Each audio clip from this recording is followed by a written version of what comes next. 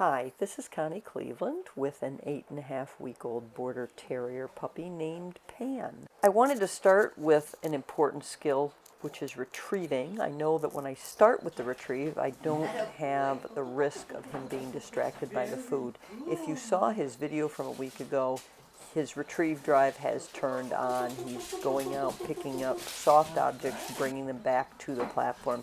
So much so that today I decided I was going to work on drop.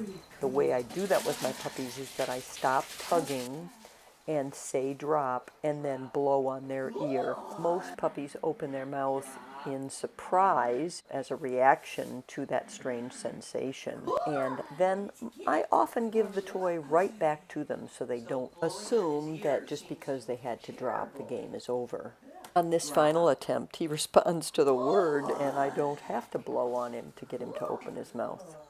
Luring is the next subject, and I decided I was going to try to get him to be a little bit more patient in both his sit-stay and his down-stay this week. So you're going to see me use multiple treats to get him to sit for just a little bit longer period of time. I'm also practicing this on his platform because this will lead to teaching him to stay on his bed. I have always been impressed with a puppy's ability to learn indirect path to reward, meaning they have to move away from what they want, the lure, in order to earn what they want. Yes. And so you'll see that I don't have any food in the hand that I am using to point to the correct platform, but he's already learning to follow direction. Whoops, we missed the platform a couple times on that one. Yes. And I'm using my reward marker so that I can mark the moment that all 4 feet are on the platform and then present reward. This is his first lesson in learning to go right and left. And that balance ball was something that was in the litter with the puppies, and so he's comfortable on it. I think more ideally, if you're going to try this, find 2 platforms that look exactly the same. Okay, now I'm going to try to teach him to stay down for longer periods of time, and I'm going to use a target on this as well. This is just a little round washer, a little bit bigger than $50, and I'm going to repeatedly put the treat on that target.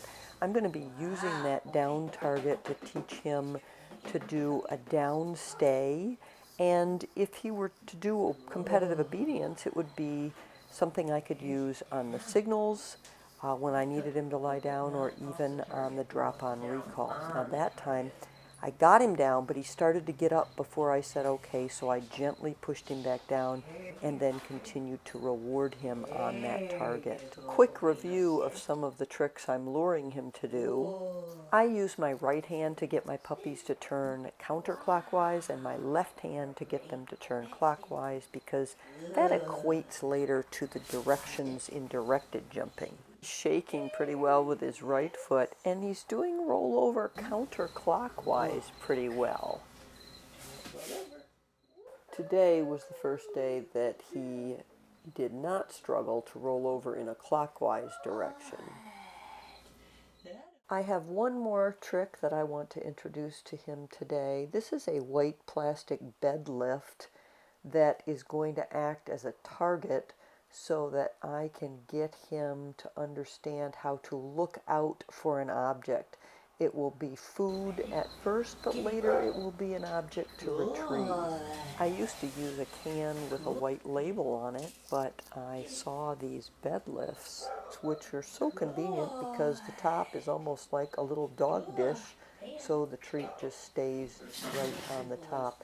So now he's already walking out to investigate what's going on in the top of that container, and I can practice sending him from the target that he sits on to the bed lift, and then practice recalls back to me. But in the next several weeks, you're going to see what fun I have with that target. So Pan has been with me a week and a half, and we're concentrating on 4 subjects: luring, move away from reward to earn reward, come, and retrieving. I think he's making good progress. Very good. Very good.